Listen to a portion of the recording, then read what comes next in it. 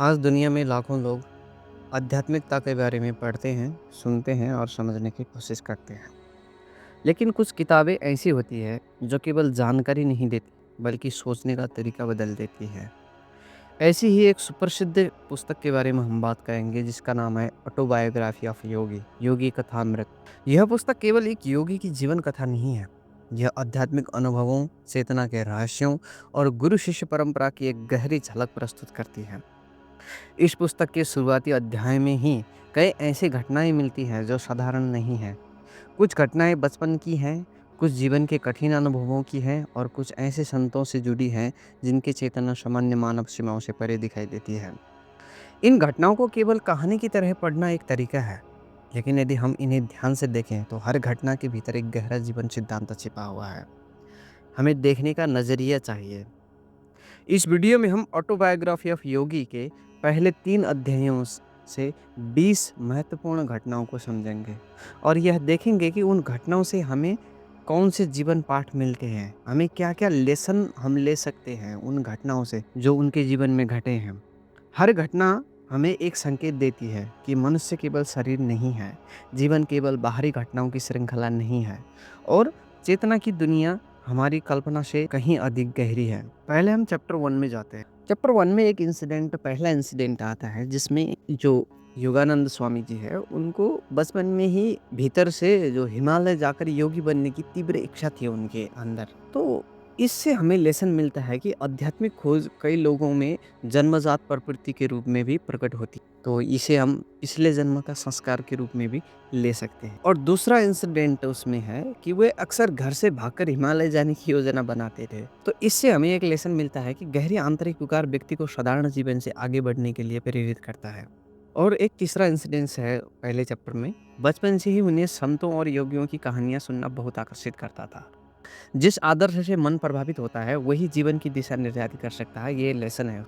फिर एक चौथा इंसिडेंस आता है कि परिवार का वातावरण धार्मिक और अनुशासित था उनका। तो इससे भी हमें एक बचपन का वातावरण मनुष्य के चरित्र और चेतना को आकार देता है, ये समझ में आता है। और पांचवा इंसिडेंस है कि वे बार बार आध्यात्मिक अनुभवों के बारे में सोचते हैं और प्रश्न करते थे। इससे हम आध्यात्मिक यात्रा का प्रारंभ जिज्ञासा से होती है, ये हम इससे लेसन ले सकते हैं। क्योंकि अगर आपके अंदर कोई प्रश्न ही नहीं होगा, जिज्ञासा ही नहीं होगी, तो आप क्या कर पाएँगे? फिर उनके भीतर सामान्य जीवन से असंतोष और किसी उच्च सत्य को खोज की बेचैनी थी। वो कभी भी अ, ऐसे शांत होकर कुछ भी करके नहीं बैठे। वो बहुत बेचैन रहते थे सत्य को खोजने के लिए। तो आंतरिक असंतोष कई बार आध्यात्मिक जागरण का संकेत हो सकता है। वे कई बार साधुओं और संतों से मिलने की तीव्र इच्छा रखते थे।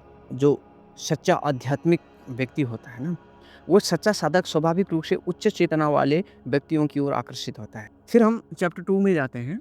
चैप्टर 2 में उनकी मदर्स और डेथ की कहानी है और उनको एक ताबीज़ देते हैं, उसकी कहानी है।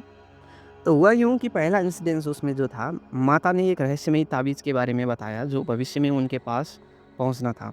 तो ये एक इंसिडेंस है। इससे हम जीवन में कुछ घटनाएँ सूक्ष्म आध्यात्मिक व्यवस्था का हिस्सा हो सकती है, ऐसा हम समझ सकते हैं। क्योंकि कुछ चीज़ें हमारे साथ होती है, उनका हमें पता नहीं होता। बाद में जाकर हमें पता चलता है कि वो क्यों था या किस लिए था। दूसरा इंसिडेंट है, माता की अचानक मृत्यु ने उनके जीवन में गहरा भावनात्मक प्रभाव डाला। तो इस इंसिडेंस से हमें पता चलता है कि मृत्यु मनुष्य को जीवन के गहरे प्रश्नों से सामना कराती है। फिर एक और इंसिडेंट है कि उनकी माता के निधन के बाद उनके भीतर आध्यात्मिक खोज और तीव्र हो गई। तो दुःख और हानि चेतना के विकास का कारण बन सकता है, ये हमें लेसन मिलता है इस इंसिडेंट से। फिर एक और इंसिडेंट है जिसमें वो उनका क्या होता है कि वो ताबीज़ बाद में उनके पास पहुँचा और समय के बाद रहस्यमय तरीके से गायब हो गए। प्रतीक स्थायी सहारा नहीं होते, वे केवल मार्ग का संकेत देते हैं, ये लेसन हमें उससे मिलता है। फिर इंसिडेंट एक और है जो चैप्टर 2 में है कि माता की आध्यात्मिकता ने उनके जीवन पर गहरा प्रभाव छोड़ा था। इससे हमें एक लेसन मिलता है कि एक जागरूक व्यक्ति का प्रभाव दूसरों के जीवन को लंबे समय तक दिशा दे सकता है। फिर एक एक और इंसिडेंट है जिसमें माता की मृत्यु ने उन्हें जीवन की अस्थिरता का अनुभव कराया था। इससे हमें एक लेसन मिलता है कि जीवन की अनित्यता समझने से मनुष्य सत्य की खोज की ओर मुड़ सकता है। फिर हम चैप्टर 3 में प्रवेश करते हैं। तो एक चैप्टर का नाम है द्विशरीरी संत, the saint with the two bodies. इसमें एक इंसिडेंस आता है कि एक संत के बारे में बताया गया जो एक ही समय में 2 स्थानों पर दिखाई देते थे। अब इसमें हमें एक लेसन मिलता है कि उच्च चेतना की अवस्था में मनुष्य की क्षमता सामान्य भौतिक सीमाओं से परे जा सकती है और एक दूसरा इंसिडेंस आता है उसमें कि इस घटना के कई प्रत्यक्षदर्शी थे, जिन्होंने इसे सत्यापित किया था। क्योंकि ये किसी व्यक्ति की कल्पना या रूढ़िवादी या अंधविश्वास नहीं था। हज़ारों लोग उनको देखते थे इस तरह से, इसको अनुभव करते थे। तो इससे एक लेसन मिलता है हमें कि आध्यात्मिक अनुभवों का आधार केवल कल्पना नहीं होता। कई घटनाएँ प्रत्यक्ष अनुभव पर आधारित होती है। तो यह घटना यह संकेत देती है कि चेतना शरीर तक सीमित नहीं है। इससे हमें एक लेसन मिलता है कि मनुष्य का वास्तविक स्वरूप शरीर नहीं बल्कि चेतना है। फिर एक और इंसिडेंट है जिसमें संत ने इस चमत्कार को विशेष महत्व नहीं दिया। जो वो द्विशरीरी संत थे, वो ये कर सकते थे लेकिन इससे उनको कोई फ़र्क नहीं पड़ता था। वो इसको एकदम बस नॉर्मल समझते थे।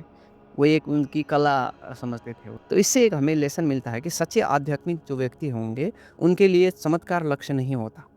चमत्कार उनके लिए मायने नहीं रखता। फिर दूसरा इंसिडेंट उसमें आता है कि इस घटना ने उनके आध्यात्मिक विज्ञान के प्रति एक गहरी रुचि जगाई, जिससे हमें एक लेसन मिलता है कि एक प्रेरणादायक घटना जीवन की दिशा बदल सकती है।